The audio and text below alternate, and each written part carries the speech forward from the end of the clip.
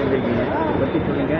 அதாவது வளர்ந்த கட்சிகள் நிறைய பேர் மோதுகின்ற அந்த இடத்துல களத்தில் நீக்கும் பதவிகள் வந்து அவங்கள்ட்ட தான் போயிட்டு இருக்கீங்க இங்க வரைக்கும். அந்த மாதிரி இடத்துல இந்த மாதிரியான ஒரு விஷயத்தை முன்னிறுத்தி அறிவிப்பை சொல்லி வந்து பிரச்சாரம் பண்ணியிருக்கீங்க. அதை பற்றி சொல்லுங்க. மக்கள்கிட்ட எந்த மாதிரியான வரவேற்பு இருக்கு? அதாவது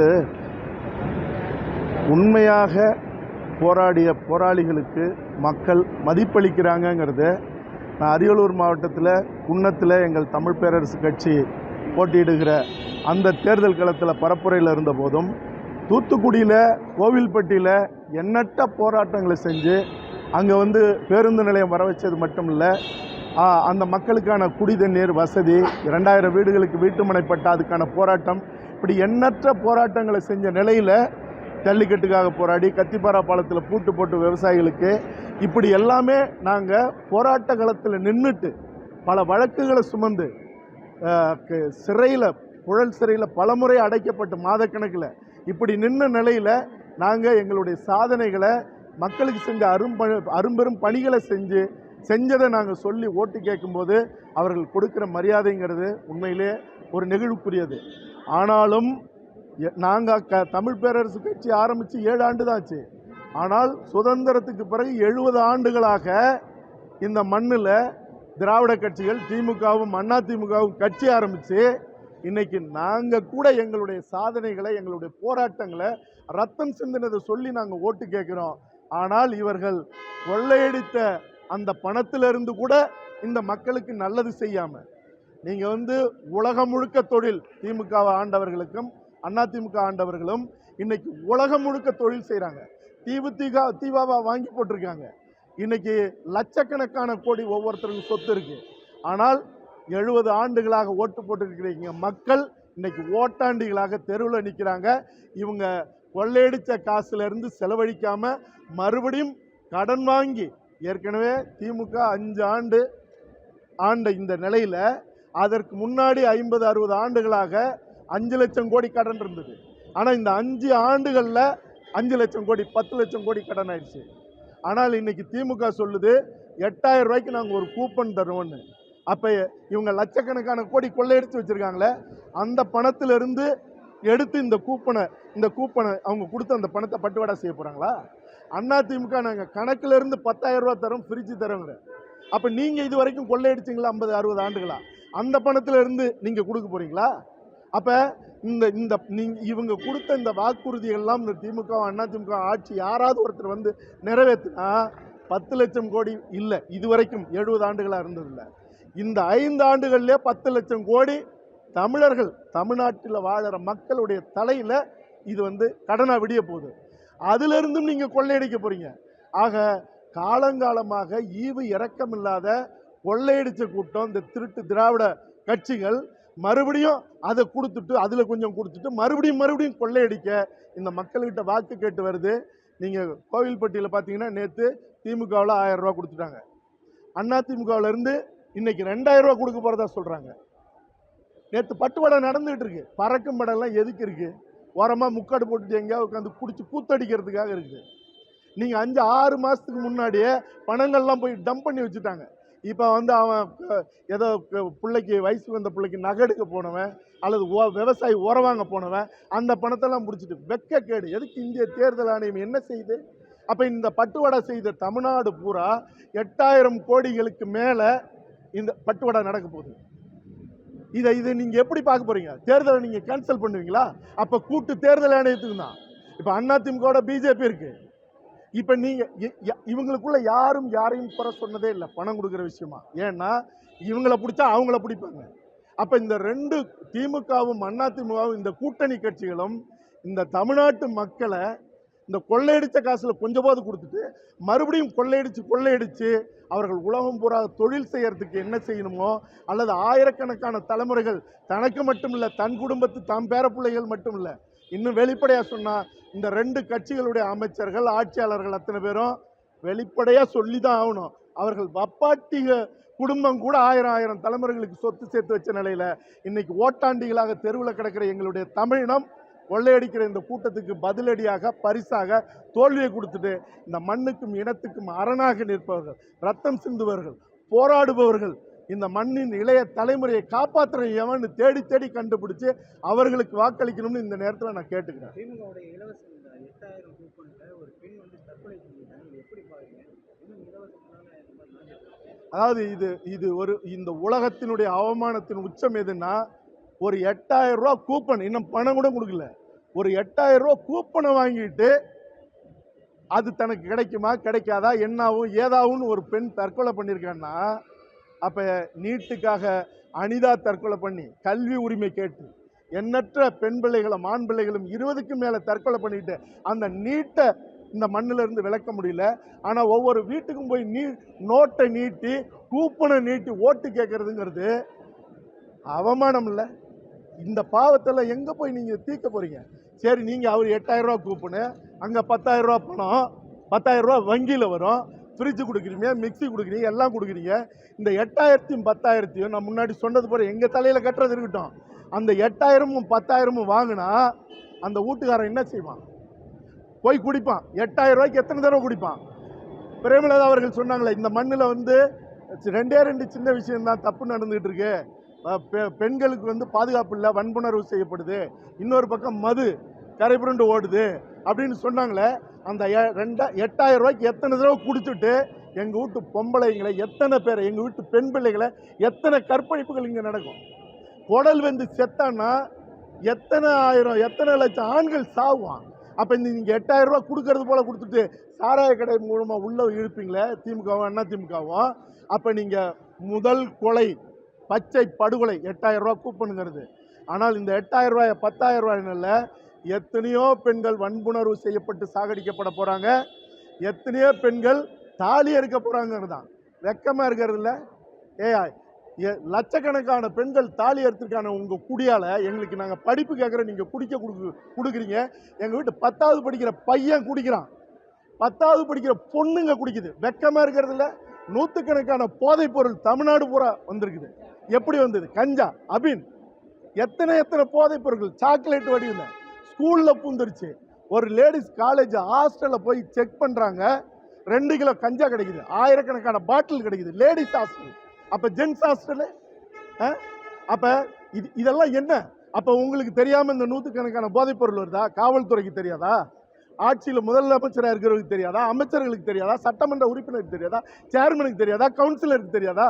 எல்லா கொள்ளை கூட்டங்களும் பங்கு போட்டுட்டு இந்த நூற்றுக்கணக்கான போதைப் பொருட்கள் மூலமாக இந்த மண்ணில் தாண்டவம் ஆடுது. கற்பழிப்புகளும் இந்த மது போதைகளும். ஆக இதெல்லாம் நீங்கள் சரி செய்யாமல் நீங்கள் 8000 ரூபா கொடுத்து மறுபடியும் இந்த மண்ணில் வன்முறையை விதைச்சு நீங்கள் அதன் மூலமாக நீங்கள் வந்து ஓட்டை வாங்கி கோட்டைக்கு போய் மறுபடியும் கொடியேற்றினா இதுதான் எங்கள் சாதனைன்னு சொல்கிறீங்களே, வெக்கமாக இருக்கிறது இல்லை?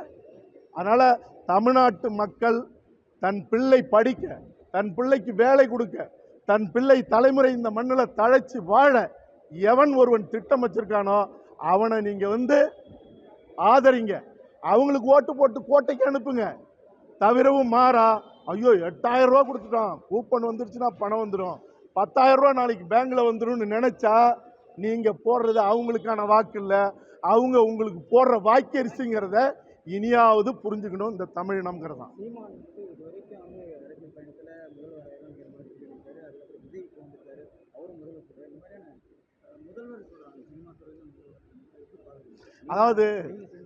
அதாவது ஒரு விடயம் என்னன்னா, இந்திய தேர்தல் ஆணையத்தில் ஆயிரக்கணக்கான கட்சிகள் பதிவு செய்யப்பட்டிருக்கு.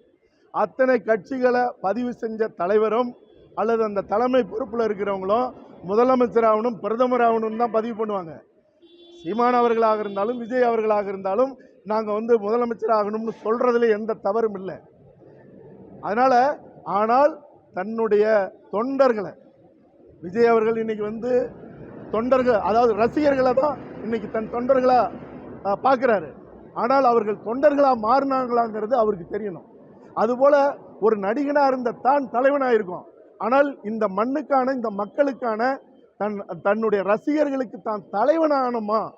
தலைவன்கிறது பொறுப்பு என்ன? தலைவனுக்கான தகுதி என்ன? அப்போ எல்லாருக்கும் தாயாக நிற்கும்போது அங்கே எளிமை மட்டும்தான் மகுடம் சூட்டணும். நீங்கள் வழக்குக்கு போனாலும் சரி அல்லது ஏதாவது ஒரு கல்யாணத்துக்கு போனாலும் சரி, தனி விமானத்தில் போகிறதெல்லாம் இங்கே தான் கக்கனும் காமராஜரும் எளிமையான எத்தனையோ அரசியல் தலைவர்கள்லாம் வாழ்ந்த இடம். ஆக நீங்கள் இதில் கூட உங்கள் எளிமையை பயன்படுத்த முடியல. உங்களுக்கு வசதி இருக்குது அல்லது உங்களுக்கு பாதுகாப்பு தேவை, இதெல்லாம் சரி. ஆனால் நீங்கள் மக்களோட மக்களாக இறங்கி வந்து அரசியலை பயின்று, அரசியலுங்கிறது சினிமாவில் நடிக்கிறது இல்லை, அரசியலுங்கிறது தனி. காதல் படத்தில் வர்ற மாதிரி இங்கேருந்து நான் நேராக போனால் சிஎம் தாங்கிறதெல்லாம் எத்தனையோ பேர் உங்களை விமர்சனம் பண்ணும்போது கூட விஜய் அவர்களை நான் விமர்சனம் பண்ணலை. அவர்களை தொடக்கத்திலேயே கருவறுக்காதீங்க, களத்தில் வரட்டும், அரசியலாக நின்று அப்புறப்படுத்துறதுங்கிறது தேர்தல் களம். ஆனால் வரும்போதே எதுக்கு எதிர்க்கிறீங்கலாம் நான் கேட்டேன். ஆனால் இன்னைக்கு நீங்கள் வந்து எப்படி சினிமாவில் ஒரு என்ட்ரி கொடுத்து ஒரு பார்வை பார்த்து கையசிக்கிறீங்களோ அதுபோலவே அரசியல்லையும் கொண்டுட்டு வந்து நிற்கிறதுங்கிறதும் உங்களுடைய வெளிப்பாடு, பேச்சு, செயல்பாடுங்கிறது நீங்கள் வந்து அது ஒருபோதும் யதார்த்தத்துக்கு உதவாதுங்கிறத புரிஞ்சுக்கணும். நீங்கள் சிரஞ்சீவியாக இருக்கட்டும், பவன் கல்யாணாக இருக்கட்டும், நீங்கள் அதுக்கு முன்னாடி இருந்த என்டிஆராக இருக்கட்டும், இங்கேருந்து எம்ஜிஆராக இருக்கட்டும், எஸ்எஸ்ஆராக இருக்கட்டும், அத்தனை பேரும் அரசியலில் மக்களோட மக்களாக நின்று போராட்ட களத்தில் கலந்துக்கிட்டு வழக்குகள் வாங்கி சிறைக்கு போய் அந்த மக்கள் உணர்வுகளை உள்வாங்கி அந்த மக்களுக்கு தன்னால் என்ன செய்ய முடியும், எவ்வளவு தடை வந்தாலும் அதை தகர்த்து நிற்கிற அந்த மனோதிடத்தை வளர்த்துக்கிட்டு அதுக்கப்புறம் நின்னாங்க. ஆனால் நீங்கள் எடுத்த உடனே வரணும்னு நினைக்கிறது தப்புன்னு கூட நான் சொல்ல மாட்டேன். ஆனால் இன்னும் யதார்த்த நிலைக்கு வந்து மக்கள்கிட்ட இருந்து அரசியல் பயின்று நீங்கள் புத்தகம் படிக்கிறதும் கார்ப்பரேட் கூட்டங்கள் பக்கத்தில் இருந்துட்டு கம்ப்யூட்டரில் வச்சு சொல்கிறதும் இல்லை அரசியல். ஆனால் இன்னைக்கு வளர்ந்த திமுகவும் அதிமுகவும் வடநாட்டில் இருந்து வெள்ளையாக வந்து நிற்கிறவன் தட்டி என்ன சொல்கிறானோ அவனுடைய அந்த வரையறையில் தான் இன்றைக்கி அரசியல் நடக்குது. அது ஒரு மானகட்ட செயல் தான். அந்த வேலையை ஒரு பெருங்கனவோடு வந்திருக்கிற, பெரும் படையோடு வந்திருக்கிற நீங்கள் அவர்களையும் யதார்த்தத்தில் உங்களுடைய ரசிகர்களை தொண்டர்களாக மாற்றி நீங்களும் உங்களை தலைவனாக மாற்றி நீங்கள் இந்த மண்ணை ஆள வர்றதுங்கிறது தவறில்லை. யதார்த்தத்துக்கு வாங்கங்கிறது தான் ஒரு சக தமிழ் கலைஞனாக சொல்லிக்கிறது.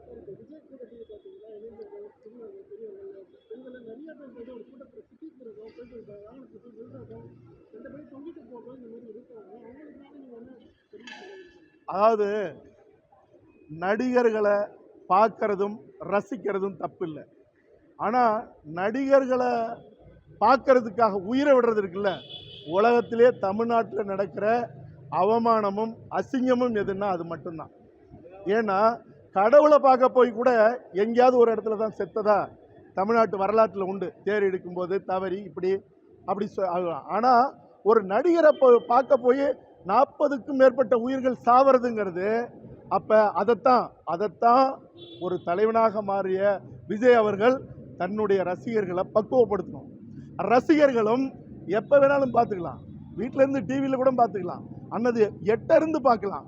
ஆனால் சின்ன சின்ன பெண் குழந்தைகள் கை குழந்தைகளோட போய் நின்று அதில் செத்ததுக்கு பிறகு கூட நான் விஜயை பார்த்துட்டேன்னு சொல்கிறது இருக்குல்ல, அந்த மனநிலைங்கிறது அது மனநிலை இல்லை, மனநோய்.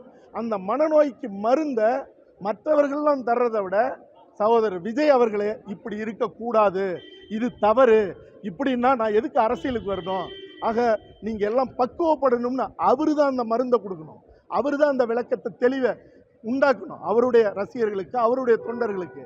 ஆக இதெல்லாம் வந்து இல்லாத நிலையை அவர் வந்து உருவாக்கினா அவருக்கான எதிர்காலங்கிறது உண்டு. இன்னைக்கு வந்து ஒரு பெரும் படையோட, பெரும் பணத்தோட, வசதியோட அல்லது இருக்கிற தன்னுடைய நடிப்பை கூட விட்டுட்டு நான் வரேன்னு சொல்கிற நிலைங்கிறது வந்து ஒரு மரியாதைக்குரிய நிலை தான். நான் வந்து மக்களுக்கு நல்லது செய்ய போகிறேன், நல்லது மட்டும்தான் செய்ய போகிறேன்னு சொல்கிறதெல்லாம் சரி. ஆனால் அதில் யதார்த்தம் இருக்கணும்.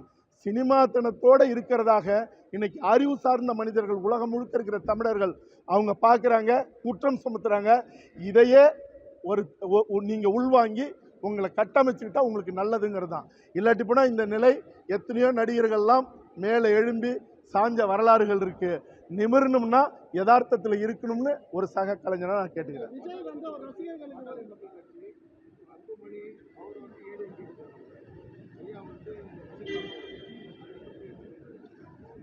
அதாவது இந்தியாவில் எத்தனையோ மாநிலங்களில் அப்பா தனியாகவும் மகன் தனியாகவும் இருந்த அரசியல் வரலாறுகள்லாம் உண்டு. ஏன் இங்கேயே குமரி ஆனந்தன் அவர்கள் காங்கிரஸ், தமிழிசை சவுந்தரராஜன் அவர்கள் பிஜேபி, அதனால் இது வந்து அரசியலாக இது வந்து இது இது இது இது நடக்குது. ஆனால் இது வந்து ஒரு பெரும் கசப்போடு நடக்கிறதுங்கிறது தான் இங்கே எல்லாருக்கும் ஒரு ஒரு ஒரு மனசில் எல்லாருக்கும் ஒரு ஒரு ஒரு ஒரு ஒரு வழியாக இருக்குது. ஏன் வழியாக இருக்குன்னா, என்னட்ட கவிப்பேரரசு வைரமுத்து அவர்கள் சொன்னார், ஒரு தமிழன் கட்சி ஆரம்பித்து ஒரு பெரிய கட்டமைப்பாக உருவாக்கி அந்த கட்டமைப்புக்குள்ள சிதைவு வருதுன்னா மனசு வலிக்குது அப்படின்னு சொன்னார் பாட்டாளி மக்கள் கட்சியினுடைய நிலையை.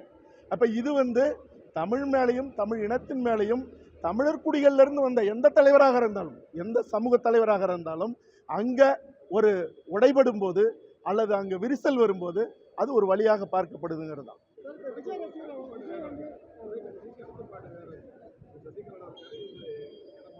அதுதான் சொல்றேன், அது எத்தனையோ இருந்திருக்குங்கிறேன். தமிழ்நாட்டு அரசியல்ல ஒரே கட்சி, நீ எப்படி ஒரே கட்சி? அவர் தான் இப்போ கட்சி வேற கட்சி ஒன்று பதிவு பண்ணிட்டாரு. அதனால அது ஒரே கட்சின்னு இப்போ சொல்ல முடியாது.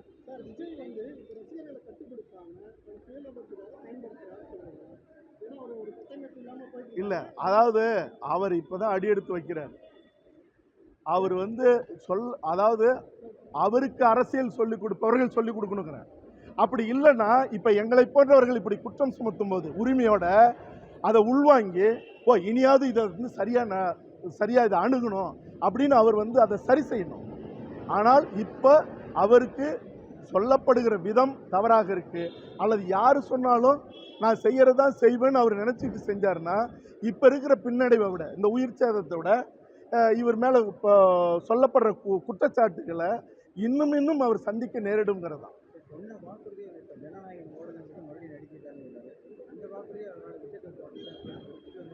அதாவது உலகம் பூரா நீங்கள் சொல்கிற இந்த குற்றச்சாட்டு இன்னைக்கு தமிழர்கள் மத்தியில் எழுந்திருக்கு. அதாவது நான் ஒரு தடவை முடிவு எடுத்துட்டா அந்த முடிவிலிருந்து நானே சொன்னாலும் நான் கேட்க மாட்டேன்னு அவர் வசனம் வச்சதெல்லாம் அவருடைய வசனம் தான் சொல்லுவாங்க. அதுபோல் நான் சினிமாவிலே இனிமேல் நடிக்க மாட்டேன், நான் வந்து மக்களுக்காக அர்ப்பணிப்பு செஞ்சுட்டேன், ஒருபோதும் நான் திரும்ப போகிறதில்லை சினிமாவுக்குன்னு சொன்ன நிலையில் இது வந்து ரூமரா உண்மையானு தெரியல. இந்த படம் ஜனநாயகன் வெளிவந்ததுக்கு பிறகு திருட்டுத்தனமாக ஏதோ ஒரு ரூபத்தில் இதுக்குள்ளே ஒரு பெரிய சதியும் துரோகமும் இருக்குன்னு நான் நம்புகிறேன். அதே கூடவே மர்மமும் இருக்குங்கிறதுல மாற்று கருத்து இல்லை. ஆனால் இந்த படம் வந்ததுனால நான் மறுபடியும் நடிக்க போகிறேங்கிறது ஒருவர் அறுதியிட்டு தான் சொன்ன அல்லது கொடுத்த வாக்குறுதியிலிருந்து மீறுகிற ஒரு செயலாக தான் இருக்கும். அதாவது விஜய் அவர்களுடைய படத்தை ரசித்தவர்கள் இவர் ஏன் நடிப்பை நிறுத்திடுவேன் இனிமேல் நடிக்கவே மாட்டேன்னு சொன்னபோது அவருக்கு எதிரான நிலைப்பாட்டில் இருப்பவர்கள் கூட இது சரியான நிலைப்பாடு இல்லைன்னு கருதின ஒரு நிலை தான்.